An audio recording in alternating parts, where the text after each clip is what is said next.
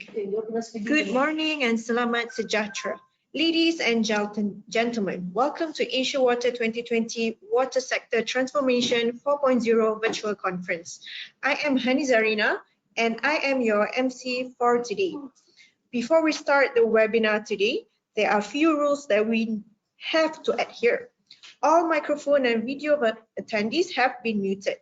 If you have any questions, please wait for the Q&A session or do list them down at the Q&A box. If there's any internet disruption during the session, kindly be patient and try to sign in again.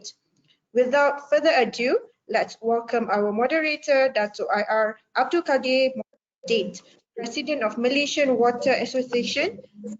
Dato' Kadir, the floor is yours. Thank you, Shalene.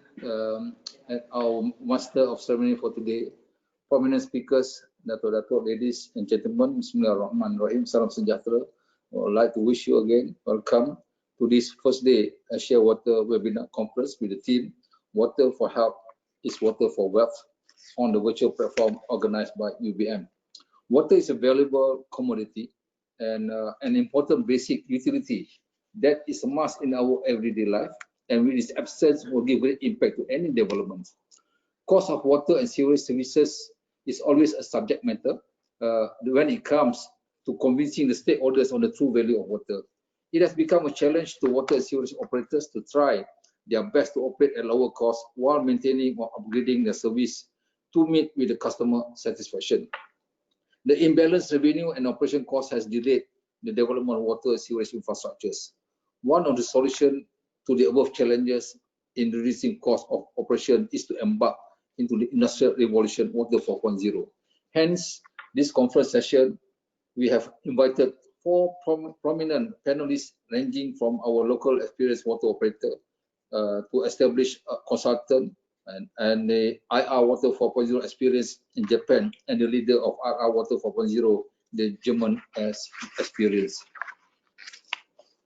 We will start our session with simple rule to all speakers who will be given 15 minutes to deliver their paper, and we will alert the speakers accordingly. And I hope you can keep to the time limit so as to give more time for the question and answers. I also urge participants to answer the poll question if there's any that will be posted later on. And we open the webinar curtain today, this morning, with the host country representative, and we invite Mr. Noor Ifwan Muhammad Noor, who is the CEO of the Randhill SAJ, the water operator for the state of Johor. Mr. Ifwan has more than 26 years of working experience, of which 11 years experience in the water sector. He was the former Chief Operating Officer of Pengurusan SNI, which is the water asset holder for the water industry in Malaysia, for 5 years before he was appointed as the CEO of Randhill SAJ since 1st September 2020. Mr. Ifwan will deliver his paper titled Water Services Transformation 4.0. Mr. Ifwan, the floor is yours.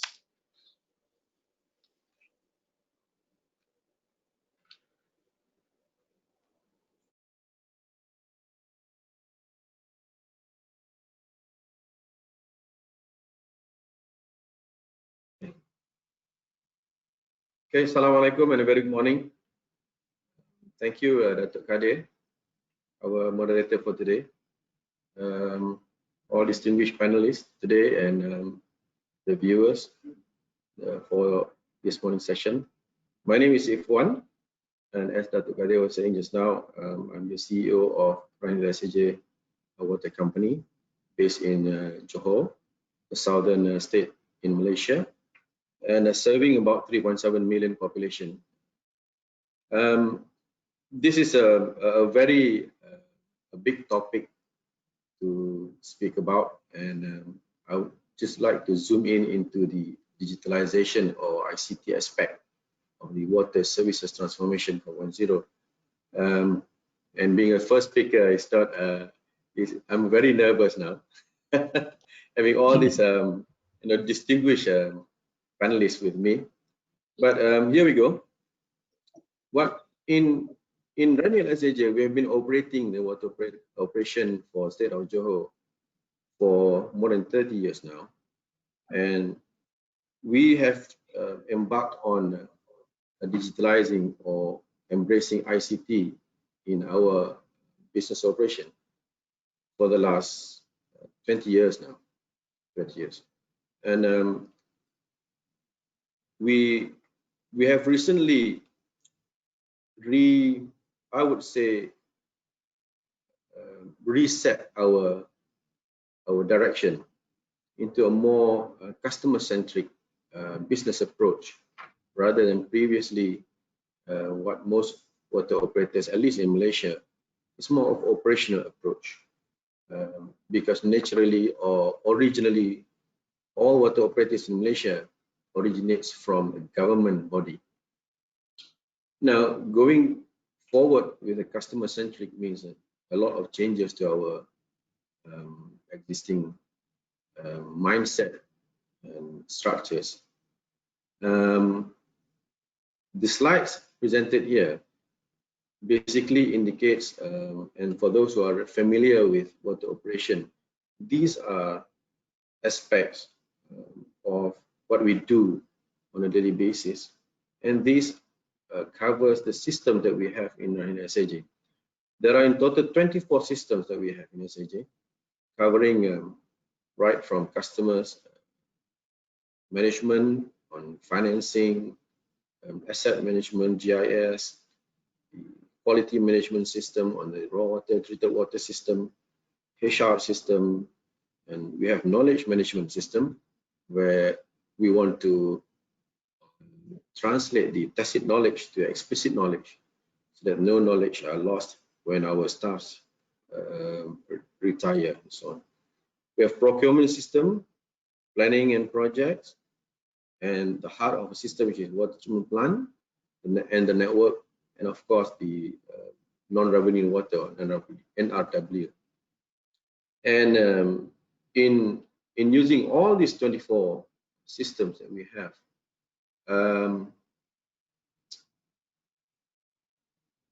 it has been good for us so far, but yes, we understand that we need to improve on this, whether software, hardware, infrastructure. And another aspect that I think the most difficult so far is the mindset change. The software upgrading is quite easy, it's just a matter of money, but it's a mindset, it's a human capital change that is a bit tricky. And all this ICT utilization in our operation, we hope to achieve all our balanced scorecard, all our KPI have been set by our regulators, and in the end, finally, we hope to deliver the best customer experience to our users. In transforming the IT services within the Brand SAJ, like what's the slide there, it's in the next operating period. See, in Malaysia, we are governed by a regulation where we are given license every 3 years. And in the next 3 years, we are going to go aggressively into updating and improving our ICT side, into a more proactive monitoring and control by having a centralized SCADA WTP at command center. Currently, we have 44 treatment plants in Johor, and 80% of our plants are equipped with SCADA. And we are in the process now of constructing our central command system, central command center, where we will have a better control of our operations in all our districts. Especially in rezoning or monitoring the distribution of water to our end user. What I mean is, maybe for the last 5 years, as you're aware, the challenge for water operators are pollution. Pollution especially in the raw water quality that we receive at our plants. And because of the fact that these plants that we have, probably 80% of the plants that we have, these are built in 1970s, 80s, and 90s. And they were not designed to treat a higher parameter of pollution, for example, ammonia.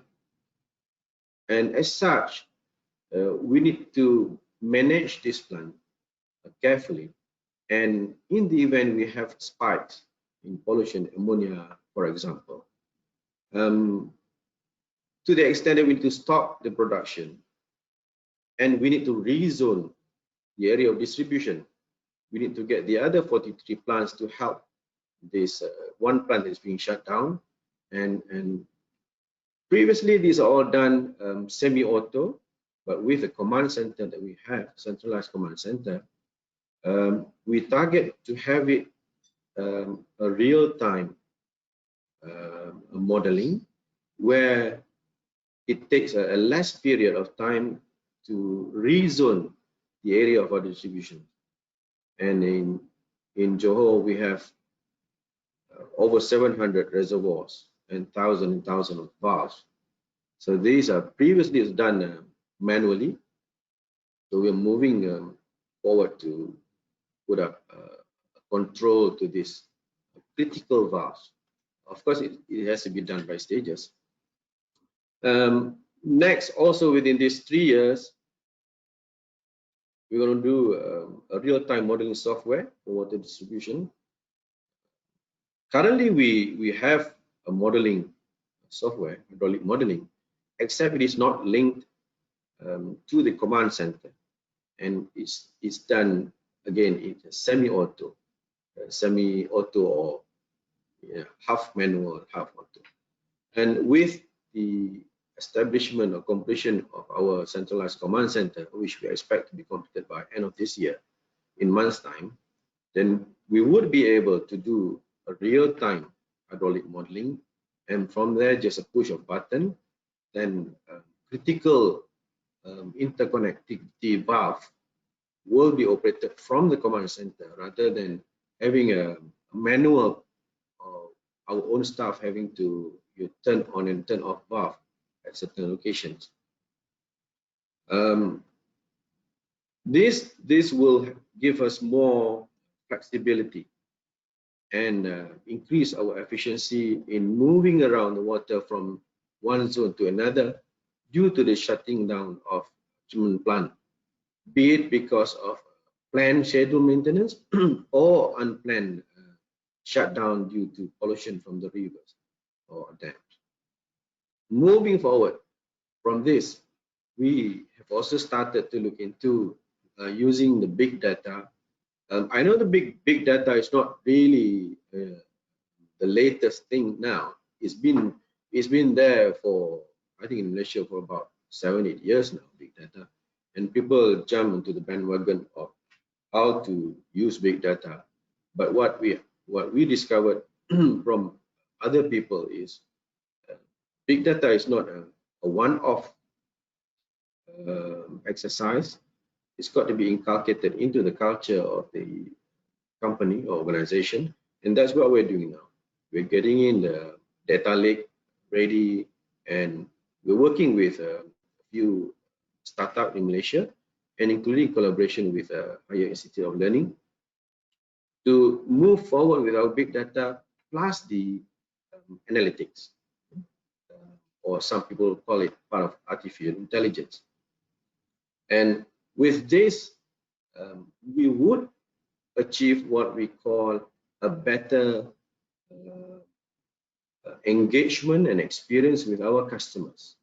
For example, if currently we have more than 1,000 district unit monitoring areas in Johor Bahru, one of the highest in the country, but we need to tag that DMA and integrate with our billing system or customer information system, whereby, for example, one of the features may be from the excuse me, from the modeling. If the modeling requires DMA number 1 to be shut down, immediately when the DMA is shut down, the system will automatically prompt, whether from WhatsApp, from SMS blast, to our customers to say that, within 30 minutes or within 1 hour or within 2 hours, your house will have a water supply interruption. Of course, we would have given in 1 day or 2 day notice before that, but this is a more accurate timing, as in what time your house will be expected to be interrupted for what job. And by having as detailed as a DMA, according to even street level, by proper geotagging, and we hope whenever the DMA receive water when the scheduled maintenance has been completed during the recovery period, then the information given to the customer will be more accurate and more individualized, meaning your area or your street, now water is flowing into your DMA, in half an hour, in 1 hour, system will be restored fully. That kind of interaction that we wish to have with our customers. Because what we notice is in all this while, without the ICT, the reliance is more on manual. For example, most water operators in Malaysia, I'm not sure about in other countries, we will tell them the treatment plant will be shut down from, for example, 8 in the morning until 4 in the evening for maintenance, and therefore starting from 4, water will be pumped into the system. The recovery period will take probably 4 hours to 6 hours. Everybody is assuming the same. And first thing first, what people will do is they will start storing water. They will start storing water. They will start buying extra pail and whatever water containers, because there's not enough information given to them. There's not enough data given to them. But what actually happened is, if there are new houses in residential houses, you don't need to store any water if the interruption is less than 24 hours, because the internal house storage is there. But these are not given to them. And with what we also have what we call My SAG apps, you can download from the internet from a Google Play. We want to keep engaging with our customers using ICT and all this water transformation plan, engaging as frequent as possible to say that this area, within 1 hour of restarting of pumping, you will have water. These areas, so and so and so. So in the end, probably those who are at the tail end, which will recover in 6 hours, is only 10 houses or 15 houses. But all the while, what our customers are doing, because of the generality of the information of the notices, people start storing water from, they assume, from 8 in the morning until the last house to be recovered, which to me is a shame, because people start storing unnecessary water, and once water comes in, then they start throwing out, and then we'll start engaging on a safe water campaign. So this is like it shouldn't be that way. So we are moving forward with ICT customer-centric program to engage with our customers, on top of improving our production and operation. So in the end, the final target of doing all this is to have the minimal physical interruption to our customers. But again, all this on papers, and there's a lot of assumption and a lot of parameters. Some of it outside of our control. For example, all this requires investment. Investment needs money, and money needs to come from tariff. And if the tariff is what it is now, heavily too politicized, then the tariff will not cover the cost of this. And of course, we as a company that has to balance the shareholders' expectation as well as our customers' expectation, then we need to scale down on things like this. I mean, which to some people can be considered as a nice to have. So it's a chicken and egg. We can talk about a lot of theories, a lot of best practices, but at the end of the day, it boils down to do you have the fund to invest in all this? So I think that's about all from my presentation, just to kickstart the discussion, and maybe we can discuss more during the question and answers. Thank you, Dato'. Thank you, Mr. Fon. Okay, thank you, Mr. Fon, for the inside view of what's happening in SAJ towards this ICT, or should I call digital transformation program. We are now in the Q&A. We would like to have any questions from the floor, from the participants. We understand we have more than 100 who are listening, and more to come. But can I have any questions for Mr. Irfan?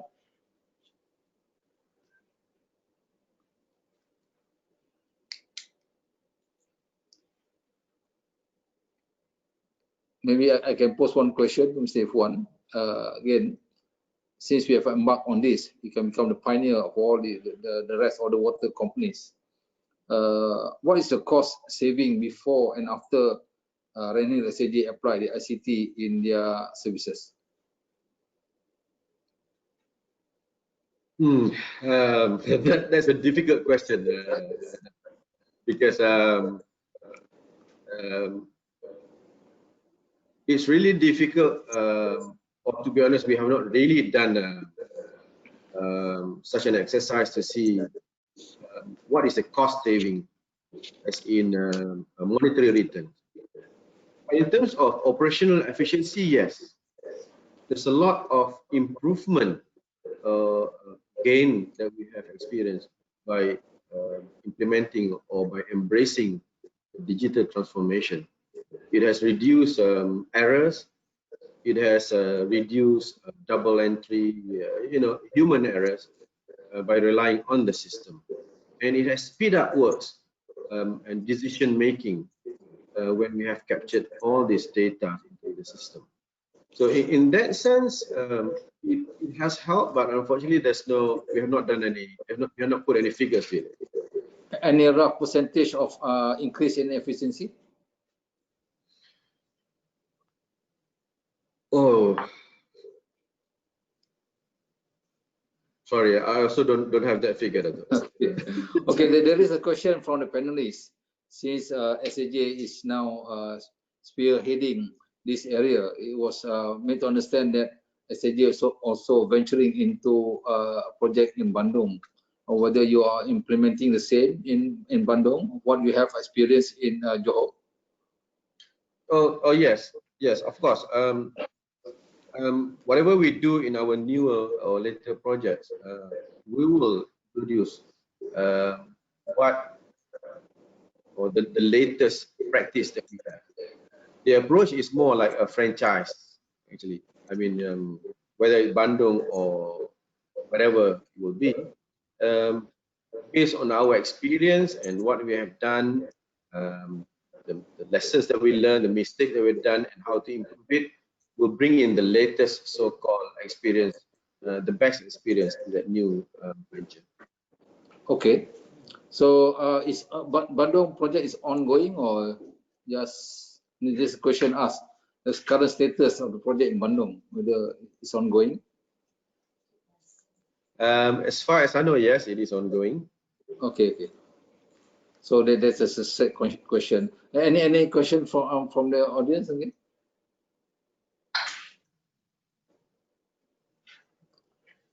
We are checking through. Hang on. Smart meter. There is a question on the smart meter. Can you explain a bit on the implementation of smart meter? Since SAJ is also one of the first to use the smart meter in Johor. Can at least you look at that sector to talk about how efficient it is, how it may save time, and how the deployment of staff, of especially the meter readers, take it, the staff and so also the public in challenging the smart meter reading that we translate into convey through to certain system to your control center. Maybe you can explain a bit. Okay, yeah, it's interesting subject. It is probably a different scenario from the West. On the premise of the cost of human resources. In the West, it is expensive. Labor is expensive, but in this side of the world, labor is cheap. Smart meters helps us in terms of speeding up the data that we receive into billing system. Other than that, you see what we do in SAJ before we embark on any initiative, we'll do a thorough feasibility studies. We'll check the return investment and all that. What we found out finally is the smart meter is viable for higher density area. I mean, high-story building, whether it's in condominium or apartment, but not in landed properties. Partly because the smart meters, number one, it requires to transmit, in order to transmit signal, it requires a SIM card. SIM card is still not cheap in Malaysia, and it requires battery. Battery is still not that cheap. And the cost of smart meter is 10 times than the normal meter, one. And number two, the smart meter will be ideal if the billing system is 100% by email, by digital. But unfortunately, the nature of our customers, they're not all on email. And unlike the telecommunication industry, where the reading of the usage is done at the data center, but in our case, the reading is done at the premise. So it will be redundant if you go and read at the premise and you send to the data center and you email out. So what we're doing now is they go physically with a handheld, and that handheld, once they punch in and it's automatic, send the data into the system, and as well to print out the bill and put it in there. And at the same time, this water meter reader, part of their duty is also to see the leak, the physical condition of the meters, the standpipe, is there another leak in the system. One more thing that we find in the usage of smart meter is we have started using smart meter on high-rise building, and we find that helps us a lot in terms of reducing the number of staff. But like I said before, or my qualification before, labor in Malaysia is cheap compared to Europe, and therefore it doesn't make business sense to fully engage on smart meter on other than high-rise.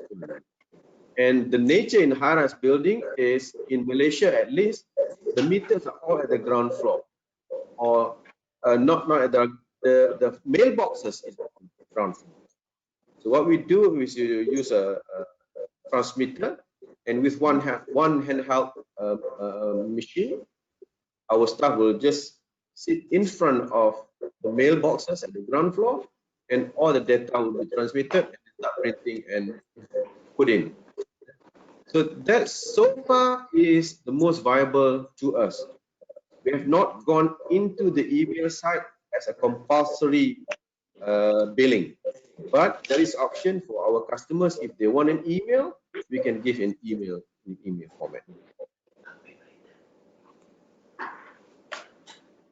Okay, I see that there's no other question posed. We can also come back later when we have time, because we have now a lot of time for question and answers. We post later because maybe still earlier morning, I would say, or nearly afternoon. People do not have any question to be asked. Let's hear from the rest, and I will reserve some questions for if one. We are not going to let you go yet, but we post a bit more question after the last session. So thank you, Encik Wan, for that. Don't run away. Please be with us until the end. I now like to invite the next panelist, Ms. Vicky Williams from Arup. Arup is a group of a consultant company, and she's based in UK now. We should thank her for staying up. It's early morning in UK now. We are fresh in the morning, but she's early in the morning.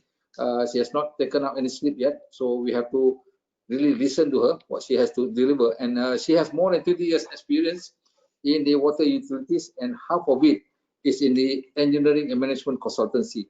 She has led a project to build small IoT water treatment works to provide clean water to the rural communities. And key factors in her project is user-centric design, circular economy principle, and maintainability. She will be sharing with us a vast experience on the digitalization through her paper titled Digital Transformation 4.0. Ms. Vicky, please take us through.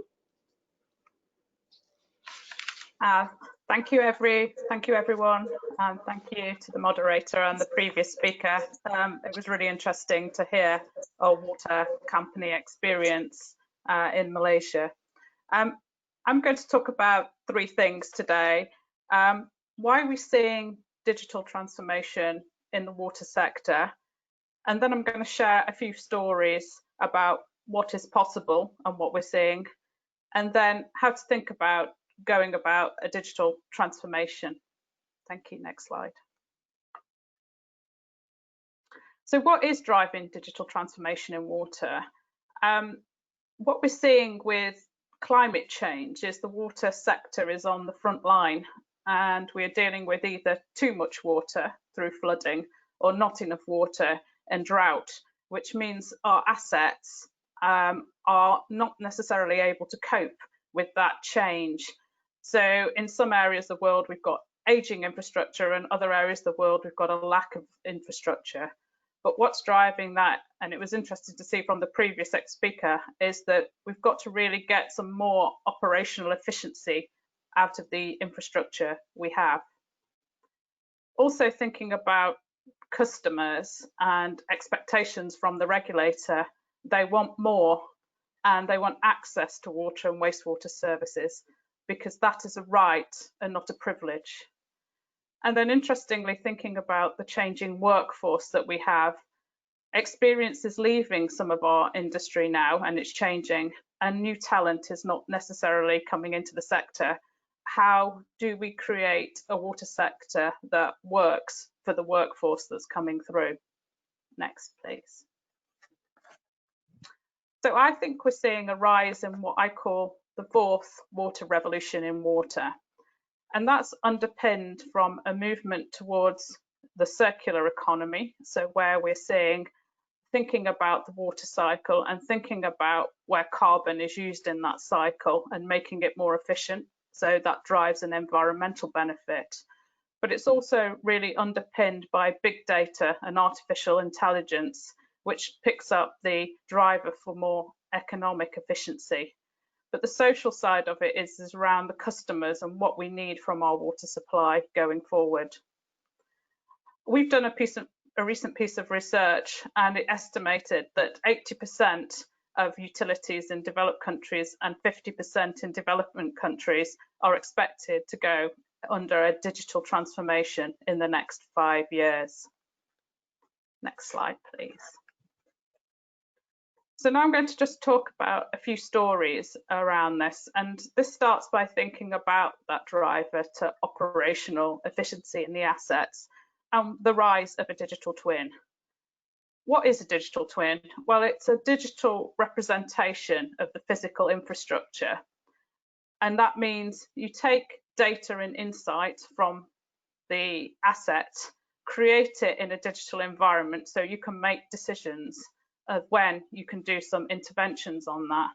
And that is thinking about all the assets in the water cycle where you can get an operational efficiency by making the right decision at the right time. A couple of examples of that. So thinking about the sewer networks, one area that I'm currently looking at. So with the change in weather patterns, the infrastructure that we've got in the sewer network has been in the ground for some time. And sometimes now it can't cope with the inundation and the storms that we get coming in. So now we're starting to see the rise of something called the smart sewer. So we need to bring in data from river levels, groundwater levels, and what is happening in the sewer to determine where sewer flooding incidents might arrive on the network, so operators can go and do something about it. A second area is an example is in the area of water treatment. So where we're talking about the rise in energy prices, which means the cost of water treatment is going up. So some recent work that was published was around looking at filtration and allowing operators to get data from the incoming water quality, how the filters, the rapid gravity filters were operating, to allow them to modify backwash schedules around the dirtiness of the water rather than putting it on time or pressure parameters. This allows operators in the water treatment works to manage the operational costs down and make it much more efficient. Next slide, please. One of the things I'm quite passionate about is the rise of artificial intelligence and machine learning in the water and environmental sector. One example that I think is very interesting recently is the use of machine learning to look at coastal defences. Here, what the traditional method would have been to do is to go out and measure the rock armours around the sea defences by hand and then calculate the volume of the rock armoury. Here in the pictures below, you can see that this has been done by drone capture, and the yellow elements represents what the rock armories are, and the blue represents the prediction of what our machine learning tool picked up. Now, it didn't get it completely right because it failed to recognise some of the concrete around the rock armories, and it has some challenges around novel objects, which you can see in the right picture. But we were getting a prediction around the 85 to 95% accuracy on the prediction, which means that we can now automatically estimate the volumes in the seawall rather than having to spend a long time to actually see what the impact might have been of a storm. Another example is one where the Electronics and Telecommunications Research Institute looked at developing technology to look at algal blooms and to predict algal blooms using drones to determine the extent of that algal bloom and how it was going to impact on the water treatment. And this allows us then to manage water quality in a safe way and ensure public confidence in the water supply. Next slide, please. We talked a little bit about workforce in the previous presentation and how do digital technologies come into helping the workforce encourage and adapt to what's going on. And it isn't necessarily, digital doesn't necessarily mean that you want to remove your workforce, but often you want to just give them the best tools in order to do their job more efficiently. The example on the left is one from the rail sector, but I could see it being deployed quite readily in the water sector. The Network Rail, which is the rail provider for the track in the United Kingdom, issued iPhones to all of their maintenance personnel. And what they did is they built a close call app, which allowed maintenance operatives to go out onto the track, take pictures of the faults, and then send them by SMS back to the maintenance teams, who would then rapidly deploy to repair the track. And this allowed for a significant increase in efficiency of repair and uptime on the railway. And you could see that having a substantial benefit in a water example. If we play the video now, please. One of the areas to think about now is how digital and virtual and augmented reality could really support training for the workforce.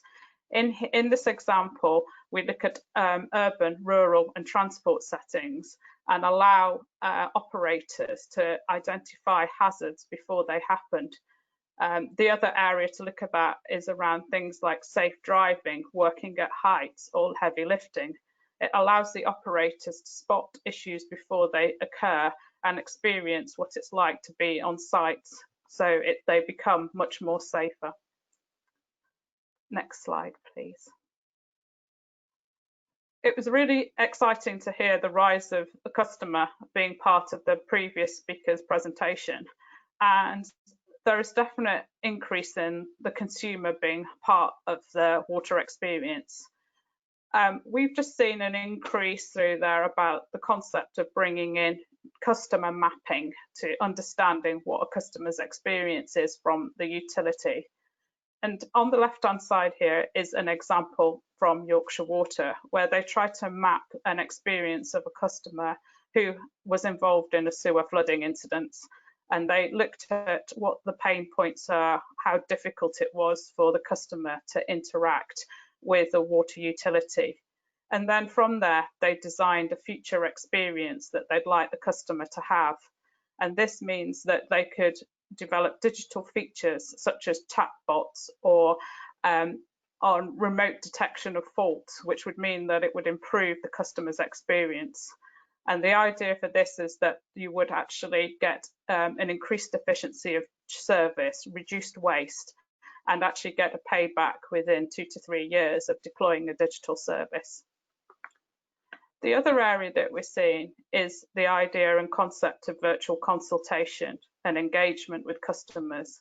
So before work is being done in an area, there is a way to engage them online through a virtual room, and they can look at what the plans are for the development or schemes and look at flybys and see what the water company is intending to do. The advantage of this is usually where there is consultation, it is usually for people who have time to go, and it doesn't get to the whole community. From the recent research that we have done into this area, it means that people from across the whole of the demographic, young, old, working people, non-working people, could access the virtual consultation and interact with what the water utility was planning to do. Next slide, please. Thinking about how visualizations can be supporting in planning and construction, there is also the development of interacting planning and design, and a portal here which shows how you can visualize design and their impact in their environment. So you can see what potentially you're designing and building and what the potential constraints and issues are during that design and build. And also during the construction, you can use augmented reality to show what the likely designs to be, how that's going to be scheduled over time. And that means there'll be increasing collaboration among partners on site to identify critical issues that may impact on the delivery of the programme. And using tools like this can save significant cost in the design and build phase. Next slide, please. So there are a few stories, and now I'd just like to talk you through where I think the water industry is and where they are in terms of digital transformation. And I've put this as a timeline, and you have on the left-hand side what we call the digital do-nots. And this is where digital technology is used in utilities only as a threat to counter threats, or it's only used on a very ad hoc basis. Then we move on to what I call digital dabblers, where utilities start to see the value of digital transformation, but the execution can sometimes be not totally repeatable or integrated. What the ideal utility would probably get to is what we call the digital doers. And that's where you get an alignment of business and the IT goals, and businesses start to innovate on product development, and they have some underlying digital architectures which allow them to start rapidly deploying significant digital tools.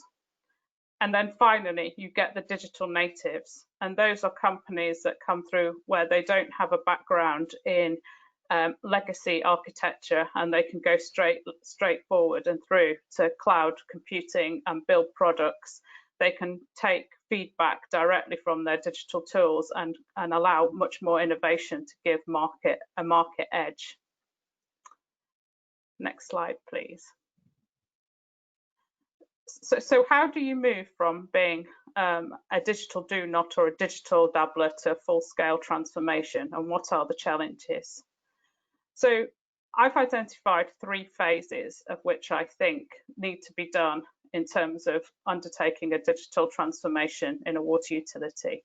And the first bit is around the planning, the thinking big, as I call it. And this is probably one of the most important phases of this life cycle. What you need to do is to ensure that the strategy is really aligned with the business needs, and you get buy-in from the workforce, and you understand the effort required to build digitally. And then what you need to do, because we've talked a lot about cost and what it means, is you start small, and that means that you build functionality and capability that gives you usage almost immediately, and you start to get returns and benefits. And the key, which is the biggest challenge in our sector at all, is how you scale up. And that means you have to learn fast. And if you put the work in on the 2 previous phases, you will start to achieve the value that you need. But if you don't quite get that, then we've discovered that there's an attainment gap. Okay, now I think we're going to issue a poll to see where people think we are digitally, and we'll let you vote on those.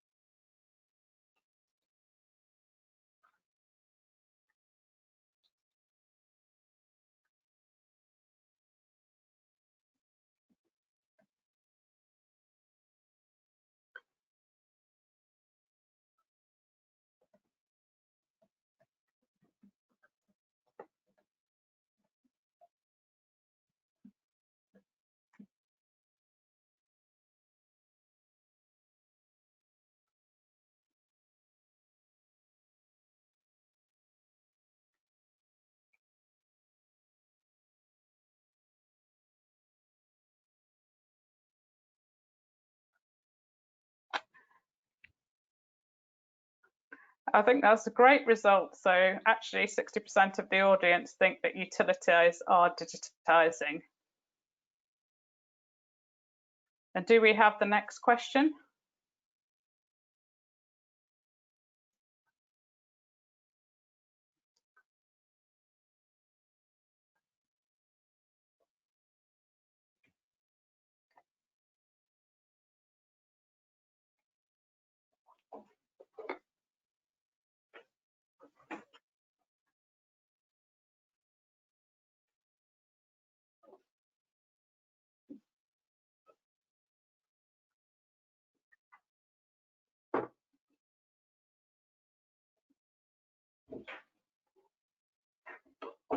Okay, and let's see the answers there. Okay, so a bit of a variation there, but customers do want to interact with their utilities in some degree. Next, and the final question, please.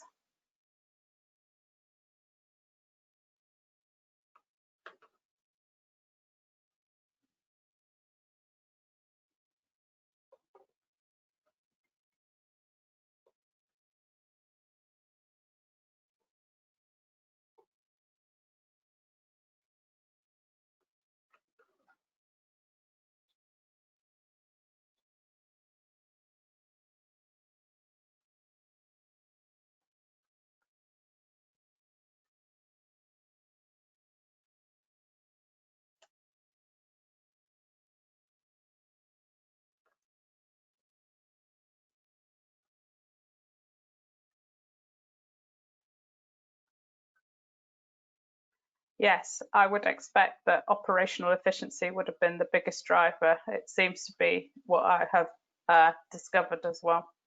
Thank you very much for your time today, and I'll hand back to the moderator for questions. Thank you. Thank you, Vicky. Very good presentation. I think quite comprehensive. You have started off with looking into not only water sector, you have encroached into the raw water aspect of it, especially due to this unpredictable weather pattern that globally I think we're all experiencing the climate change, and that's very good. And you have the poll question.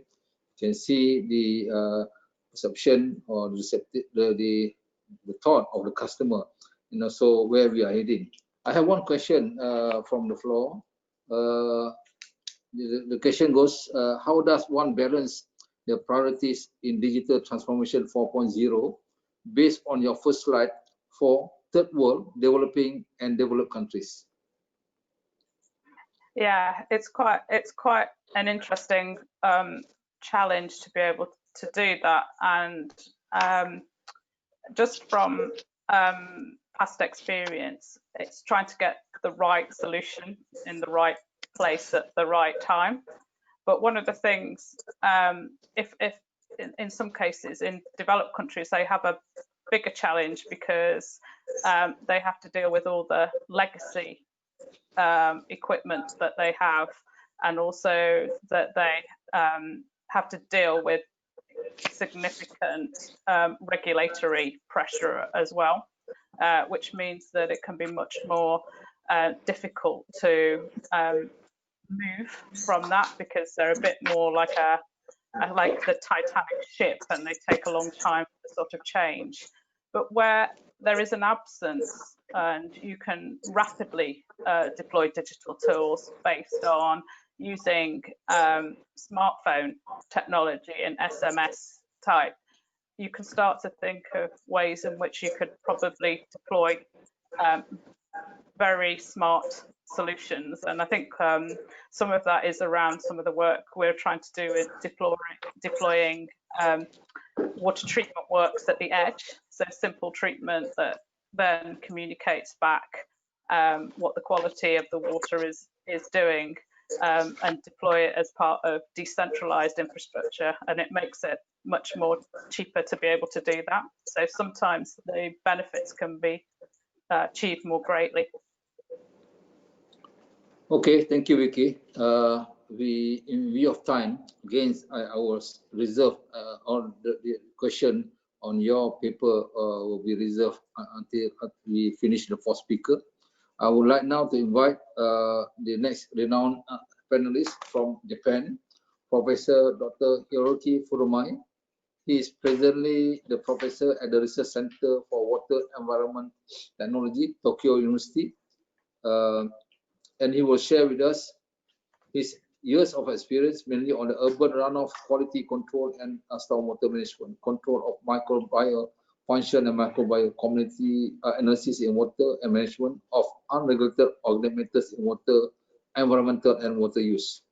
So this is the experience on the Water 4.0. He will cover both water and sewage sector in Japan, and he will share tips of his knowledge in the limited time through his paper titled Digital Transformation in Water Sectors in Japan.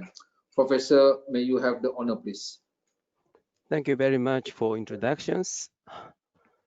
So today's talk is the digital transformation in water sectors in Japan. I'm Hiroaki Furumai from University of Tokyo. Next. So this is the outline of my talk. So first I introduce the history of the water supply and sewage works in Japan.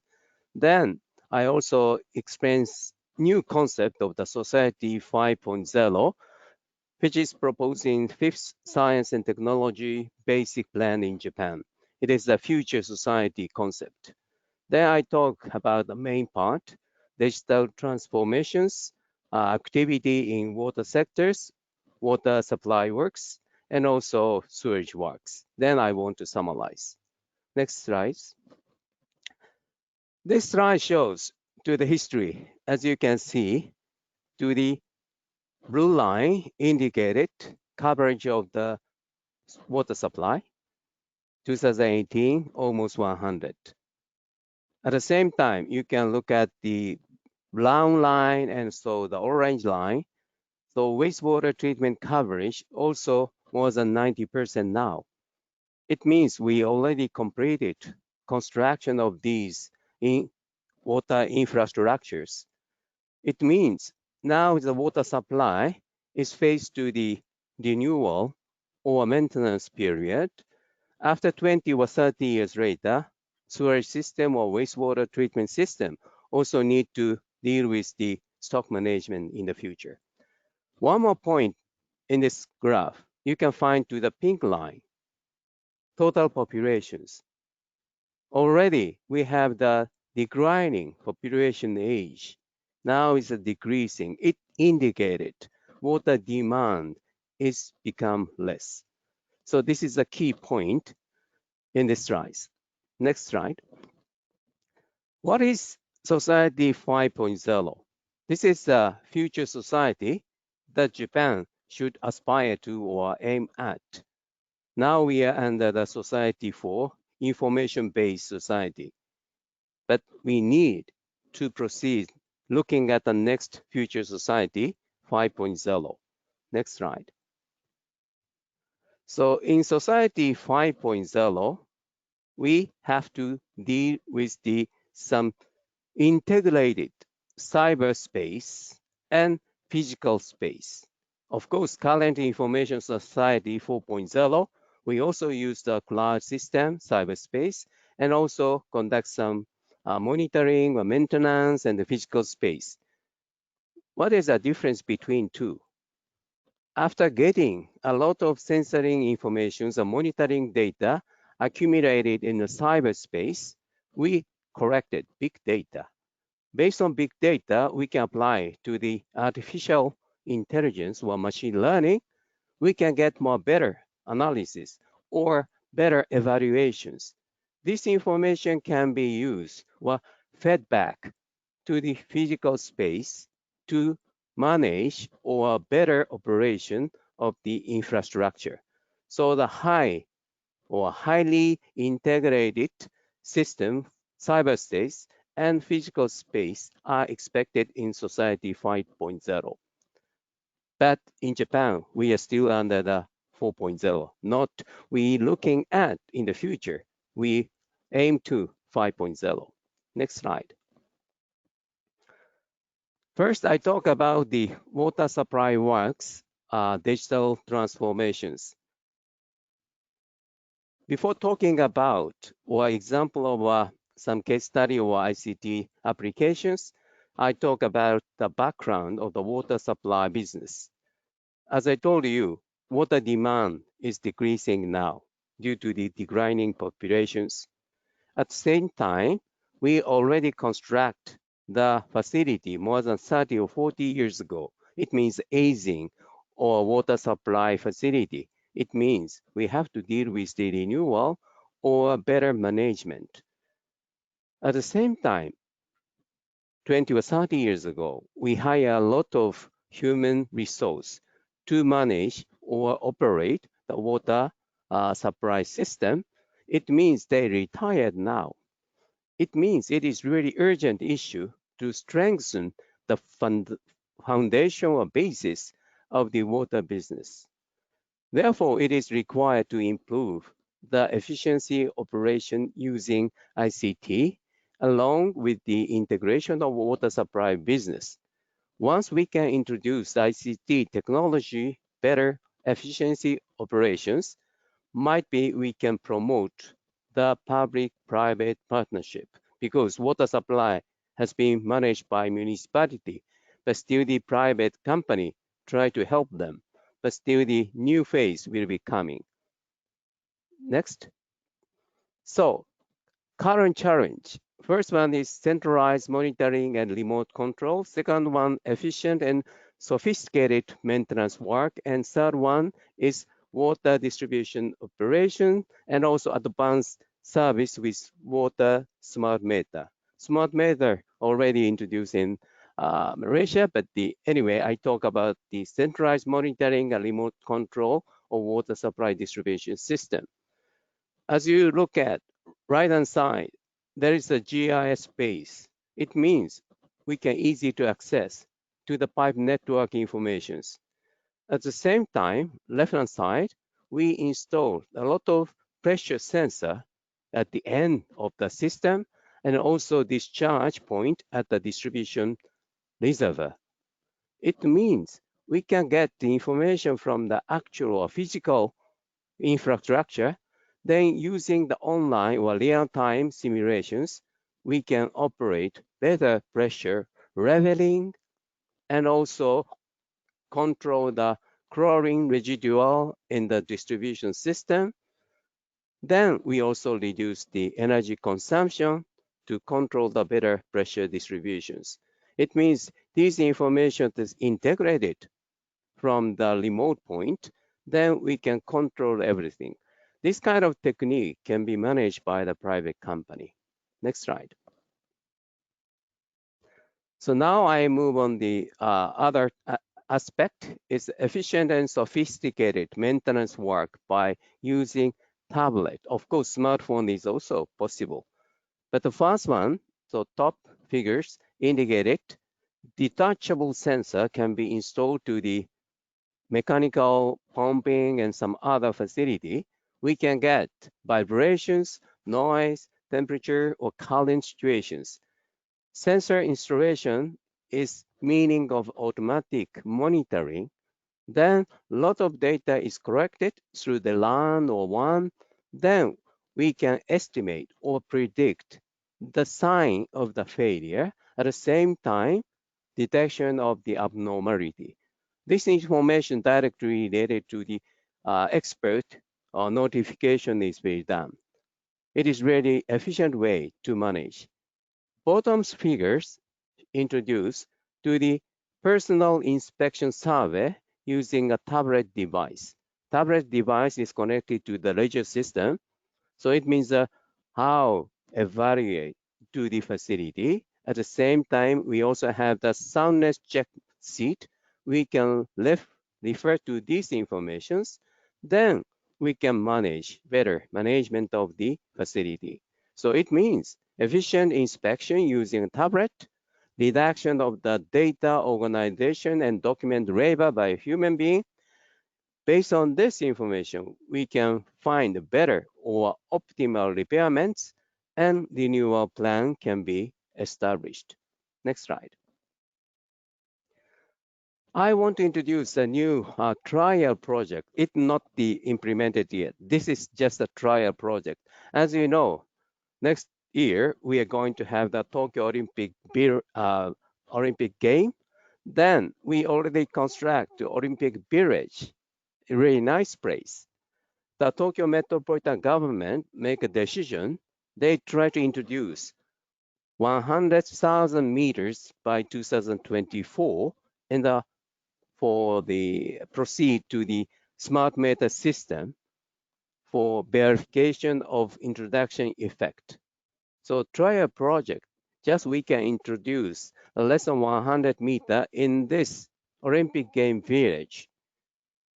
2022, after the Olympic game, 6,000 households living in this residential area.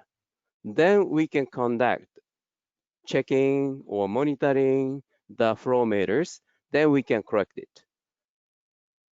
Currently, we can use the communication device separate type, but in the future, we can built-in type smart meter. So smart meter is a really promising information, provided really useful information to control to the some detection of the leakage and also provide to the water use to the customers. In some cases, aged people or senior people living by themselves, just smart meter indicated how they are working, how staying in a home. It means the remote locations checking or watching system can be proposed. Next slide. Now I move on the utilization ICT and AI in sewage works. The similar background, I want to skip out, but still I want to one point. Requirement of disaster prevention and mitigation measures is really important. It means earthquake and tsunami and heavy rainfall is a really important factor to keep the better function of the sewage works. So I talk about the ICT related challenge. First, we want to introduce advanced understanding of facility status. It means field inspections, big data analysis for management, smart operations, better efficient operation is expected. Next slide. Now, Ministry of Constructions promote iGesuido program. Gesuido means in Japanese sewage. It means information's storage program. So in order to the problem in the sewage works field, we need to improve the quality and efficiency, and also to visualize the information by using ICT. We have the 4 challenges there. BIM, Building Information Modeling, CIM, Construction Information Management and Modeling, then stock management, water treatment revolutions, smart water, stormwater management. Anyway, so many ICT or AI can be applicable in these 4 challenges. Next slide. So how to promote the government? Ministry introduced the B-dash. B-dash means a breakthrough by dynamic approach in sewage high technology. It means private company have the innovative technology, but still they have a very limitation to implement in the actual scale plant. So ministry provide some fund. It means a matching fund between the government and private company, then implement or install the new technology in actual full-scale plant, and to get the generalization of the new technology and make a guideline book. Once compiled the guideline, it can be used to the local government to select which new technology applicable for each municipality. So there are several examples there. Please, next slide. So BCM and CIM, efficient design, constructions, maintenance by utilizations, 3D models. As you can see, pipeline image is really easy to find out some interfere and also how to maintain to the better conditions. At the same time, 3D image, after construct a new facility, you can also look at the scenery nearby. So this is one new idea using the ICT. Right-hand side, you can see small some vehicles with the mirror or video camera with some special mirror type. So we can look at the inside the pipe. This is traditional technology. But after collecting a lot of image in the pipe, we can use the AI. We can easily to develop the deterioration judgment system using AI. Next slide. So most latest technology, inspections and investigation of the pipe aging or pipe deteriorations using drone. As you know, drone is really easy to look at outside, but in this case, drone should fly inside a pipe. It means non-GPS environment. So company develop non-GPS environment apply to this pipe environment with video, light. Then we can look at the inside of the pipe. This information can be transferred to the outside of the pipe. Operator look at the conditions. It is really useful to reduce to the enhance the safety of the maintenance of workers and also improve the productivity with the information in the pipe. So it is really nice. Drone technology and AI is combined to provide a better investigation or inspection in the inside of pipe. Next slide. Flood control management. It means we already have a really nice radar rainfall data. 200 feet, 50-meter grid information is available, unfortunately, in Japan. And also you can find to the fiber optic cable is used to detect the water level and also provide a video camera in the flood-prone area. We can get to rainfall and also water level and also inundation situation in the town. Collecting this data, we already established to the flood prediction model. Then we can find out the possibility of the flood occurrence in the city. Then we also operate properly or better management of the pumping stations. So prediction is good, so better management can be done. Next slide. So this is related to the some treatment, wastewater treatment. So the single tank, but achieved to the nitrification, denitrifications. If you attach to the anaerobic tank, we also achieve to the phosphorus removal, but it is not so easy. That's the reason why we introduced to the ammonium sensor, nitrate sensor, and also to detect to the conditions of the aeration conditions. So these information collected through the sensor go to the AI, then we can find out, reduce to the blower rate. It means blower is directly connected to the sensor informations, then we can predict better management of blower. It connected to the reduce of the energy consumption because aeration is a lot of energy consumption, consumptive processes. Next slide. So this is a summary. Might be it is better to keep the question and answer. Just I want to say that. So now we are going, not reach to the 5.0, but we try to introduce ICT technology, AI technology to improve the water supply and the storage works in the for the future. Thank you very much for your attention.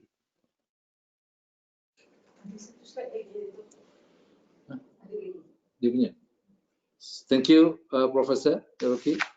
I understand there's one more slide. So you're supposed to present. It's okay. Yeah, so that's finished, right? Yes.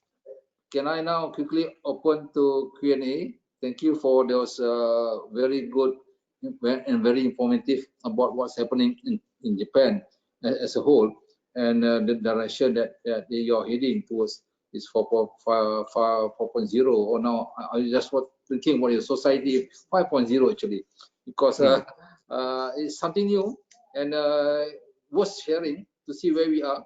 I know that Japan is quite advanced in this, and especially in building your culture on water saving. So I will say much. Is there any question from the floor? Perhaps before I move on to the next speakers, it seems that Japan has covered quite an extensive in terms of ICT. Sorry, you can't see my picture just now. I was saying just now, Japan has covered quite a lot and quite extensive done in moving forward towards digitalization. I'd like to ask, what's the cost of doing all this infrastructure development and how long it takes to reach where you are now? It is a really difficult question for the professor in the university. I do not deal with the actual, but still based on my knowledge, so investment to some ICT technology or some other, might be we can reduce to the energy consumptions and better management. Might be the investment should be based on the cost and benefit basis. In a sense, we need more money, but still it is really some attracting way to implement digitization because, as I told you, the population is decreasing now. It means the expert is limited now. It means this kind of information can be successive to the next generations. At the same time, we also looking at the downscaling of the water supply. It means population is decreasing after 20 years, 30 years later. So treatment plants should be downsizing, and also pipe renewal is downsizing. So it means more some digital information or model simulations should be incorporated to make a better plan in the future. But I do not know the cost. Sorry. Okay. How long it take to where we are now, actually, looking at all what we have implemented to look at the successful story? When did Japan embark in this digitalization?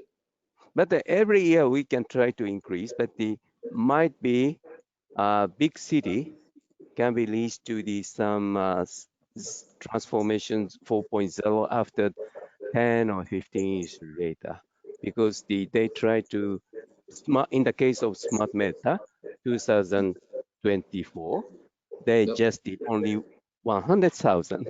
If we prevail in the whole, we need more 10 years more, I guess. This is my answer. So maybe the last question before I let you off, Prof, is where do you think Japan now in terms of water 4.0? Are you actually have reached the water 4.0 level? Are you still 3.0? Or maybe you have a water 5.0? No. 5.0 is the future. Okay, look at the future. But every time it is very important to look the right direction in the future. Yep. So looking at the future, now is the Tokyo a big city, maybe close to 4.0, and try to reach to the 5.0. But the local city, less digitized. It means a big problem local city. That's the reason why PPP. So public-private partnership is necessary to introduce ICT or AI idea to the local city. I agree with you. Without the private participation, you will not go for the quantum leap in transforming the water sector into this digitalization. So thank you, Prof. I have to move on to the next speaker. Is waiting for us now. So finally, our last and fourth panelist, Mr. Detma, Managing Director of Nesta Asia Pacific, based in Kuala Lumpur. Mr. Detma has 15 years of experience in water, more than 15 years of experience in water industry. He specializes in industrial flow meters for the water treatment industry and others that offer the fourth industrial revolution and water 4.0 ecosystem. He will part some of his experience, and closing this session on the water for health is water for wealth, paper titled 4.0. Mr. Detma, please take us through. Thank you. Hello, good afternoon. Thank you for your kind introduction. My name is Dietmar Gierlich. I'm speaking today here from Kuala Lumpur, Malaysia to you. I'm the appointed managing director of the company Meister Asia Pacific. So from that perspective of a sensor manufacturer, I'd like to talk with you today about water 4.0. Next slide, please. So on my first slide, I'd like to explain the origin of the word water 4.0 from a chronological perspective. So when we look at this timeline, we start with the water 4.0, and then we go back to the fourth, third, second, and first industrial revolution.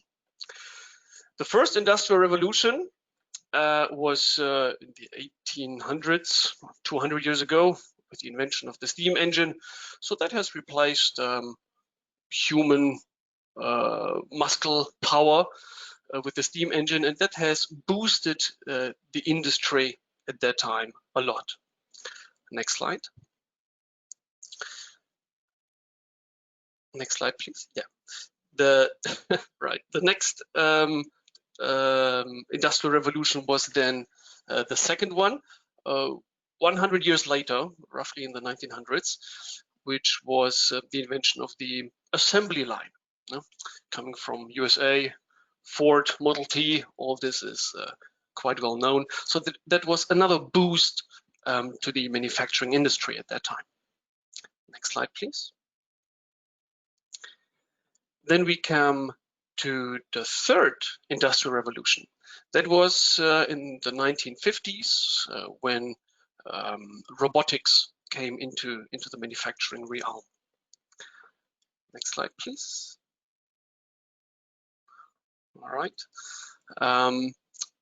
As a next development on the timeline, we had the Web 2.0.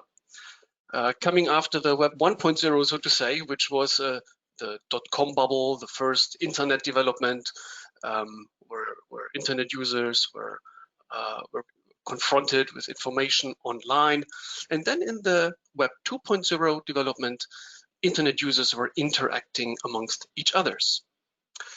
As a next, there was the Federal Ministry of Education and Research in Germany at that time, 2012, so just 8 years ago, when the Industrial 4.0 area has been called out based on all the previous developments at the time.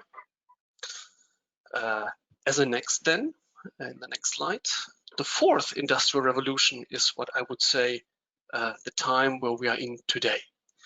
The term fourth industrial revolution has first been coined by Mr. Schwab, the founder of the World Economic Forum in 2015, around 5 years ago. That movement has been set free, so to say.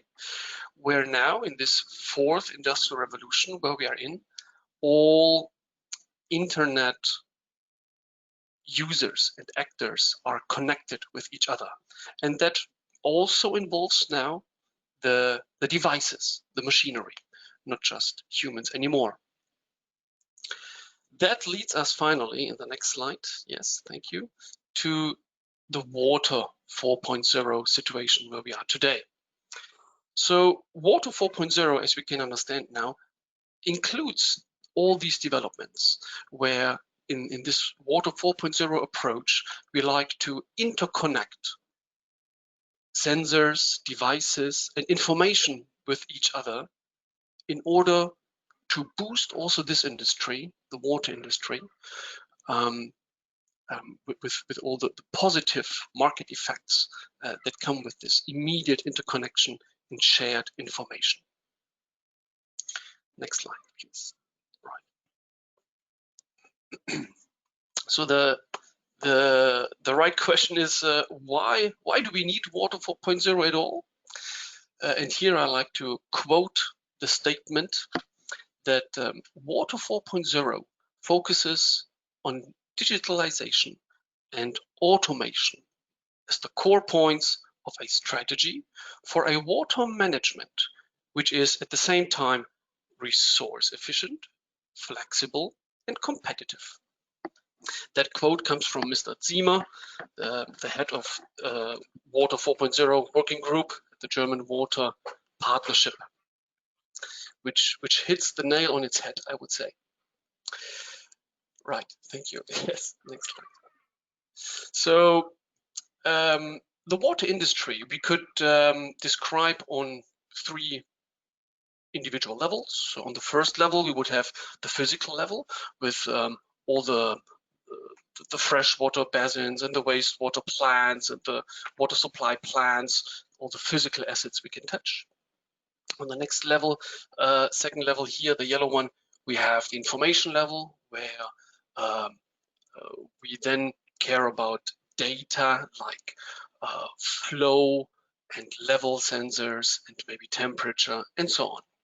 This information then is lifted to the third level, the management level, which is the ultimate consumer of this information to deal with all this information.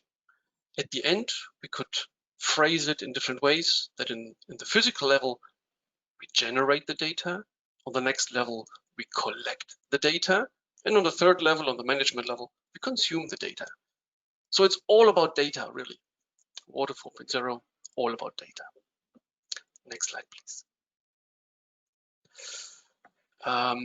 Here is something we call the automation pyramid, where on the very first level, on the lowest level, we have the sensor or actuator level, which could be temperature sensors, proximity sensors, pressure sensors, or flow sensors, flow meters. Those sensors generate the data and pass it to the next highest level, which would then be here a field level, where this information is bundled with certain masters. It would then be reached onto the next higher level, the control level, where we have heard SCADA systems today, for example, or other PLC, programmable logic controllers. It goes higher then to process control levels. MES would here stand for the manufacturing execution system, until it reaches the top management level with our enterprise resource planning systems, which are softwares which anyway fully digitally, meanwhile, deal with all this data. So the higher we go in this pyramid, the more likely it is today that we deal with digital data. On the very lowest level, once we have already decided to use sensors instead of human workforces, the situation today is that most of the companies still use analog sensors, analog data, which is based on electricity, on current, or 0 to 10 volt output systems, 4 to 20 milliampere systems. But the higher we go in this pyramid, the more likely it is that digital sensors come into the game. Next slide, please. Here on another slide, we have again this transfer of information, where on the very left side here, there would be a digital sensor measuring the flow, for example, giving this digital data with all these ones and zeros in a code in a certain protocol, which here is called the IO-Link protocol. There can be other protocols as well. Passing this digital information up higher the automation pyramid to an IO-Link master, to a PLC or SCADA system, until a computer, let's say. That's the information flow from a sensor perspective. Next slide, please. So the question is, why do we have IO-Link? What are all these advantages of these sensors, of these digitalized sensors? These could be categorized in 4 different areas. Like on the top left here, the electrical connection advantages. Next would be the communication advantages, parameterization, diagnostics advantages. In a more detailed word here, maybe about the electrical advantages, is that the wiring becomes easier in such digital systems with digital sensors, where connectors are standardized. It's all the same M12 connector. Another advantage of this digital sensors with IO-Link protocols is that many sensors can be connected and combined so that various information can be transferred in one and the same cable.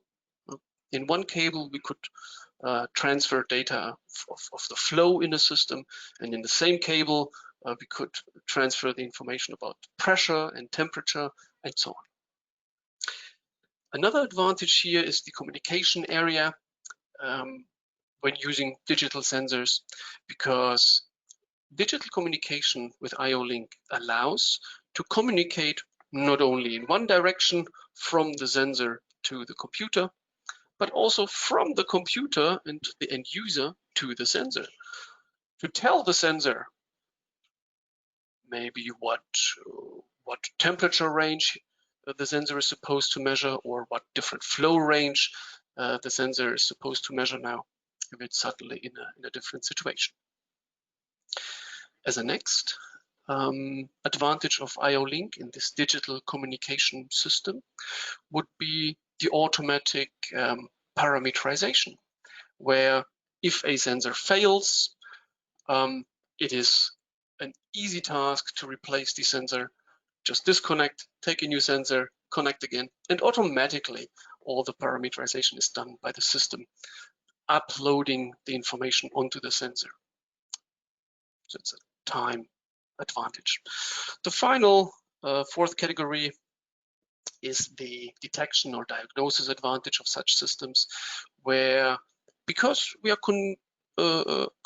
communicating in both directions, we can talk to the sensor. How are you today? Are you still alive? Are you still sensing? Are you functional? Do you still have power? Are you connected to the system at all? Can you give me any response? So this avoids wrong information or missing information at all by checking the system, the status of the system at all times. So these are 4 key advantages of using digital sensors compared to the analog sensors mostly used today. If we go to the next slide, already my last main slide. On this slide, I like to introduce such analog and digital flow sensors produced by the company Meister Strömungstechnik GmbH in Germany. Here in Malaysia, we have found a sister company, Meister Asia Pacific, Sendiri in Berhad, serving our Asian customers. So if you like to go the next step and lay the foundation for your 4th industrial revolution, to boost your business and join the Water 4.0 movement, I'm happy to welcome you on our Meister booth here at the Asia Water Exhibition. Finally, on my last slide, thank you for your attention, and I hope you have some questions for me. Thank you.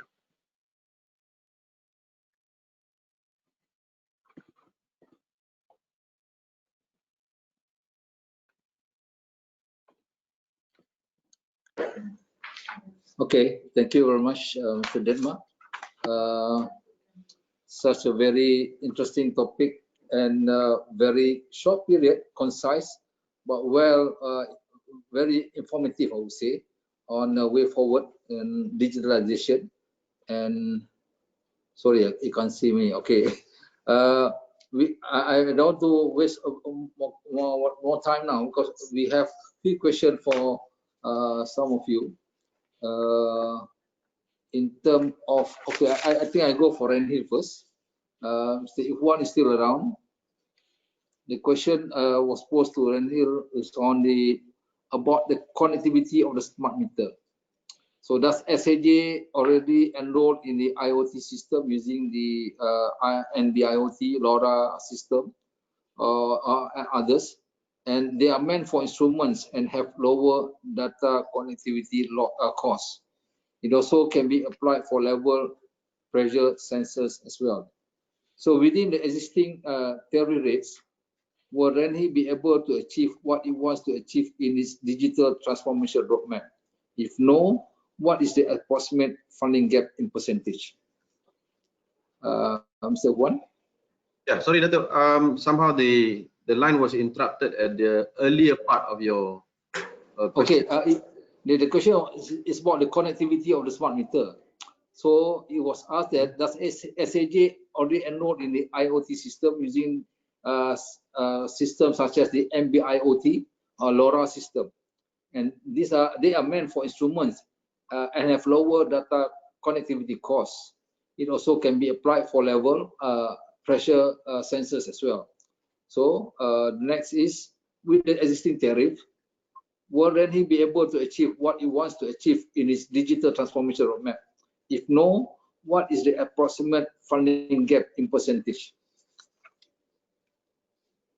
Okay, thank you for the question. We have rolled out not pilot but real implementation of smart meter.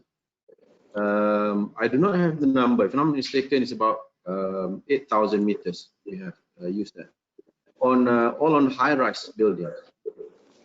In terms of connectivity, yes, currently we are using the existing telcos line.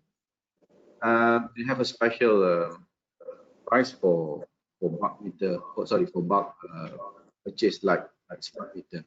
But yes, NBOT, we are looking into that. We are working with a company, a startup company. But for the moment, the savings on the connectivity is not really that much compared to what we have now. However, we think because of the data packet they send is very small, probably there's savings in terms of batteries lifespan. So in terms, like I've said much earlier, we are, after doing the cost benefit analysis, what we see is the potential areas are on the high-rise buildings, not on the low-rise or landed properties. In terms of gap, again, I have mentioned much earlier, if you notice, we can talk about the theoretical side, what needs to be done.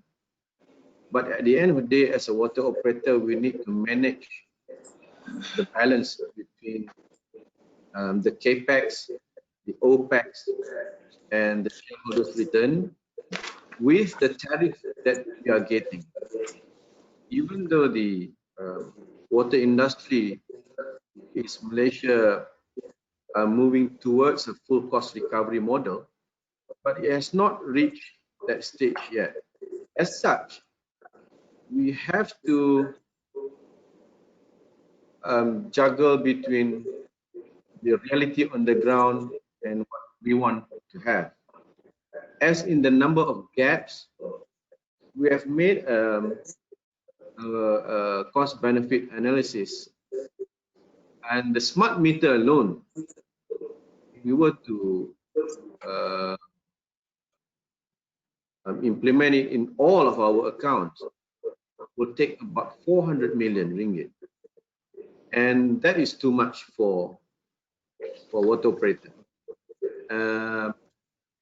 And due to the uncertainty of the economy and some political going on at this moment, the water tariff, which should have been increased or should have been revised, has been put on hold, and that caused a dent in our planning in terms of digital transformation in the company. So what we are doing now is listing our needs or our ambitions moving forward on the priority or so-called priority list. And unfortunately, the smart meter is at the lowest priority at this moment compared to other things like aging pipe replacement, upgrading our treatment plants, things like that. So I hope that answered the question. Okay, thank you. We have a response, but I think in due of time, I would like to post the question now. And the question to Prof. Puromai. The question goes, in order for Japan to implement these technologies, there is criteria needed to be fulfilled. What is that criteria? I know some of them is internet connectivities. Is there any others? And with the decreasing of population in Japan, is there any decreasing of water projects or fund by the government in Japan? Is there any plan, or it is already ongoing by the Japan government to provide water projects fund to other Southeast Asia countries similar like rail projects fund? Sorry, I'm sorry, I cannot get the first questions. Okay, I go for the first question first. Mm-hmm. It talked about the in order for Japan to implement these technologies in terms of this ICT and Water 4.0, there are criteria need to be fulfilled. So what is that criteria actually? And maybe some of them is on the internet connectivities. What are the other criteria? So I'm not so clear the meaning of criteria. So the basics. Maybe what's meant here, in order for you to talk about this implement these technologies, I hope Yeah. I can read the I see. the mind of this question here. Asking about what is the criteria to achieve 4.0 actually. Maybe. It So means where are you? we need to thinking about the cost to introduce to the ICT technology. At the same time, we also get to the some benefit. So the balance of the cost and the benefit should be clearly evaluated.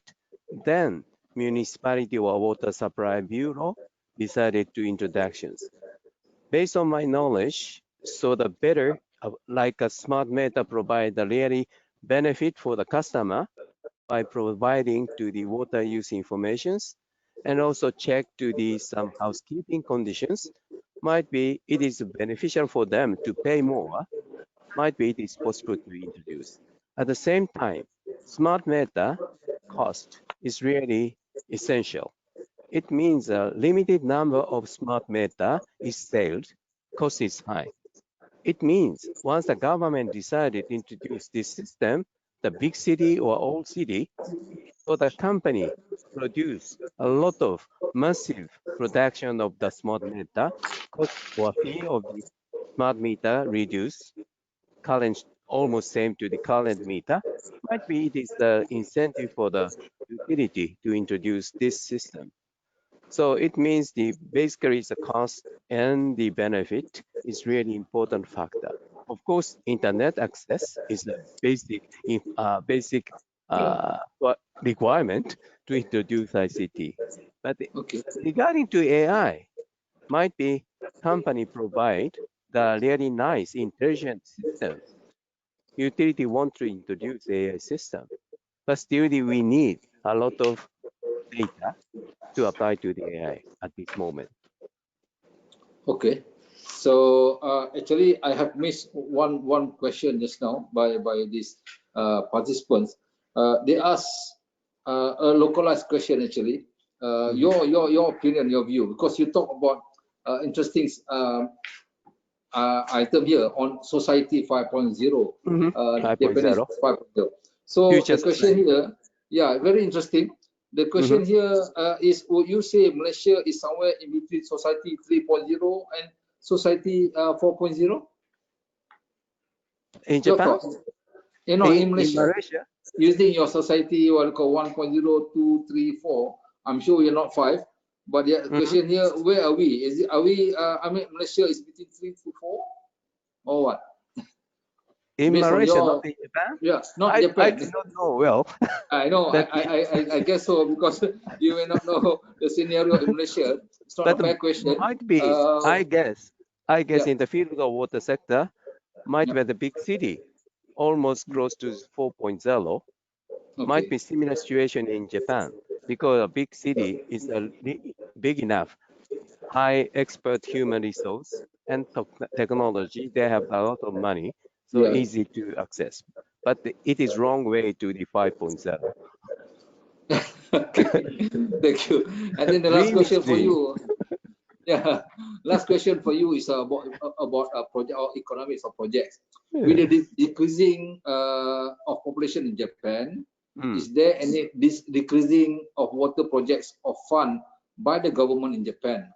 Is there any plan by the Japan government to provide water projects fund to other Southeast Asia countries, similar like rail projects fund? This moment, I cannot clearly answer to, but anyway, Okay. JICA promote to international collaborations. So government provides some money to implement better management or facility or infrastructure in the developing country. But still, it is not so easy to do it because we have really not so good economical conditions. I'm not sure, but still, it is really important to achieve to the SDG. So Japan should be contribute to make better condition in the water. Okay, thank you. Vicky, there's a question also for you. Based on your experience or the Arab experience, which country that you look at that has fully embarked on digitalization, on holistic manner from source to tap? I don't think anybody's quite got there yet, but I think it's quite interesting to see what is happening in the Asia market, because my personal view is there will be rapid digitalization, digital transformation in Asia, because the effects of climate change are more pronounced there. So with the uptake of technology, the driver from climate change, I would expect to see in Asia Pacific, I think, a much more digital transformation than I would expect to see in Europe or Americas, where we have an awful lot of legacy technology. So I'm looking east to you guys. Okay, because I think the question posed because of your slide saying that at an estimate 80% and 50% of utilities in developed and developing countries, respectively, are expected to undergo a digital transition to some extent by 2025. So that's another 5 more years. Yes. A great challenge. Yeah. Yes, I think we'll see a massive rapid uptake in digital technology certainly in quite a lot of utilities, because I think you can get paybacks within 2 to 3 years to some of those digital projects, and that economically makes sense. But it only makes sense when the value of water goes up, and we only have a finite water supply. So the question is, worldwide, we probably pay too little for our water and we value it too lowly. Okay, I definitely agree with you, especially for Malaysia. Water is still very low, and sewerage, for that matter, is almost free. In other words, Malaysia is a charitable country that gives a lot of free stuff to the people in terms of cheap water supply. Mr. Detma, I'm not going to let you go. Since you talk about a lot of the historical industrial revolution and all converting into digitalization, is now about issue of cybersecurity. How do we ensure that the use of these digital connected services will not let us to the threat of cyber attack?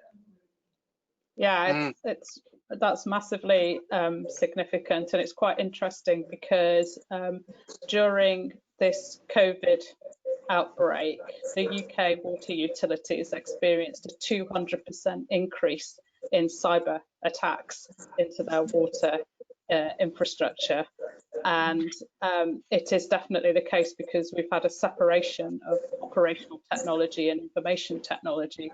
So now it is something that we have to do.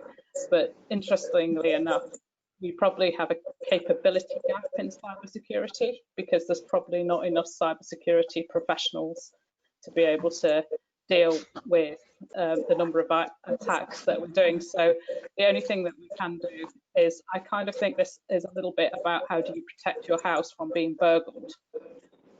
What you have to do to put as many different stops to a burglar to make it more uncomfortable for them to break into your house and to make him look to break into somebody else's house. Unfortunately, that is the rule of thumb for that.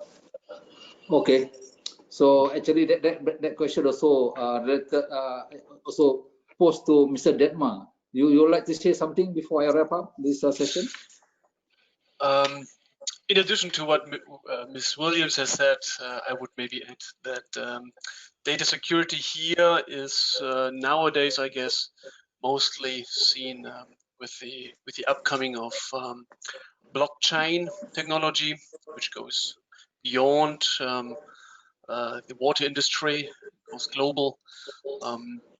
It seems promising from our perspective that blockchain could be a technology helping us securing our data. Okay. Okay, thank you. I think, ladies and gentlemen, time has again ended us, and we have to end today's seminar. I have exceeded the time I've been warned. So on a positive note, regardless of the location and distance, we are privileged to meet through this online webinar. I trust the papers presented have given an inside view on the challenges in the water industry as we live into the 21st century.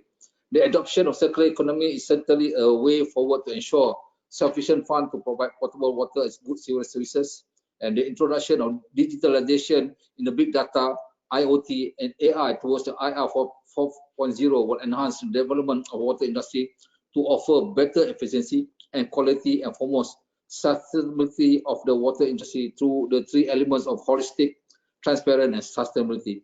I pray that the next war that is on water will be cushioned by what we do today for a better tomorrow. Thank you, and conserve water, stay safe and healthy always. Thank you very much. Thank you very much.